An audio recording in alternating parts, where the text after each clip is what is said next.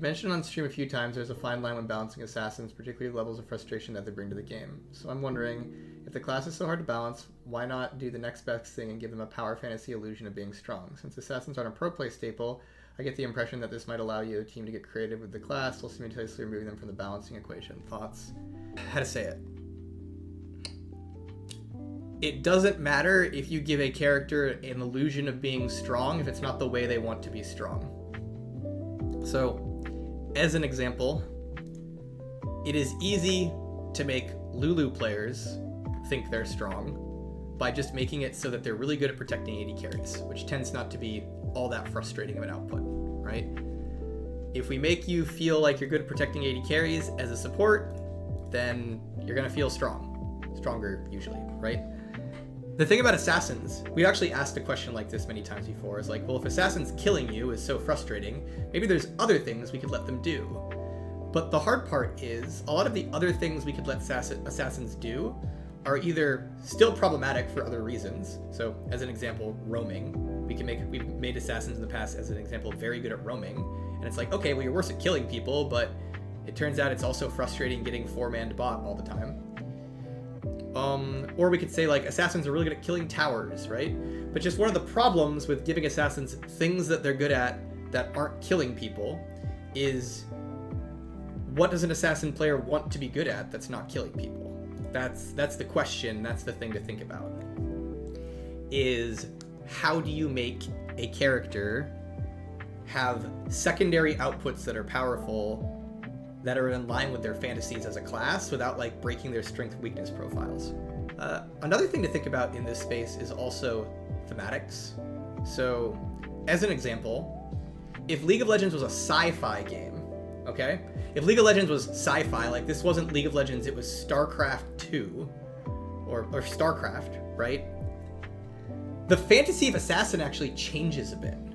Assassins in a sci-fi setting, suddenly it's like, oh, well, if you're like an engineer that like kills buildings or structures, I'd say that's a lot easier to sell from a sci-fi standpoint than it is from a fantasy standpoint. Like in terms of a sci-fi assassin, because like a sci-fi assassin can feel a lot more like a saboteur, whereas a fantasy saboteur, like they exist, but they're just not as like interesting thematically. And so that's another thing, is what is in line with the theme of a League of Legends fantasy assassin?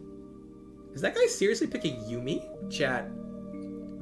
You know when IkeepitTaco complains about enchanters and he's always whining that, oh, I hate having enchanters, they're not for Jhin. He's wrong. There's a lot of enchanters that are totally fine with Jhin. Yuumi is not one of them. Another follow-up to the assassin question from He Who Quacks. This is just something that people tend to ask a lot about it. Is, well, hey, if assassins are so frustrating and they're so difficult to balance, why not just not have them?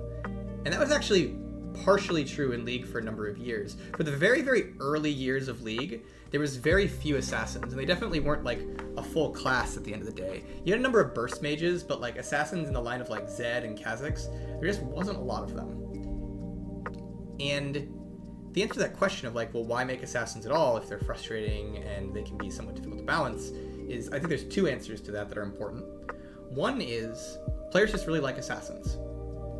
Not the players who die to them, but the players who play them. Assassins at the end of the day are a very popular class of character that provide a specific fantasy that is fairly core to many games. Like when you think of many games, there's the rogues, the assassins, the burst archetypes, right? That's not a thing that's unique to League. It's pretty broad in terms of fantasy for games in general. And so having an assassin type class of the game speaks to the wants and desires of a very significant portion of our player base, which is a fairly important note. And the other thing, and this one's mostly personal opinion, I think there's a lot of players who will disagree with this opinion, and I think there's even designers who might disagree with this opinion, but this is how I feel. And that is, it is really, really important that there is a class that preys on AD carries and other squishy champs. I tend to think about the game as this triangle. Like a very simplified view of this is there's this triangle of balance where you have tankiness, sustained damage, and burst. And tankiness dies to sustained damage dies to burst, and burst dies to tankiness, right? It's this triangle of balance where who kills the tanks, the AD carries, who kills the AD carries, the assassins and burst mages, and who doesn't care about the assassins and burst mages, the tanks, right? There's a lot of other nuance that goes into that. But I generally think that the game is in a better spot when there are characters in the game that can put the sustained squishy damage champions at extreme fear for their lives within a burst window. So just, I guess, a TLDR, I think burst champions are really important for League of Legends to ensure that the sustained tankiness burst triangle makes sense, and assassins are a very important part of that ecosystem. And so while it is definitely frustrating when you're an AD carry and you get one shot by an assassin, I think the game looks a lot better when that can be true versus a version of the game where AD carries don't really have a lot of people who are able to put burst threat on them, which is, I personally think, one of the reasons that for a large part of the season we saw a lot of AD carries mid. As burst has gone down over the last few years, and as tankiness has gone up over the last few years, we got into a situation, there's many reasons for this, but one of the reasons you were seeing a lot of AD carries mid is that there wasn't a lot of potential burst characters that could put threat on them and be like, hey, if you take an AD carry, I'm just gonna kill you.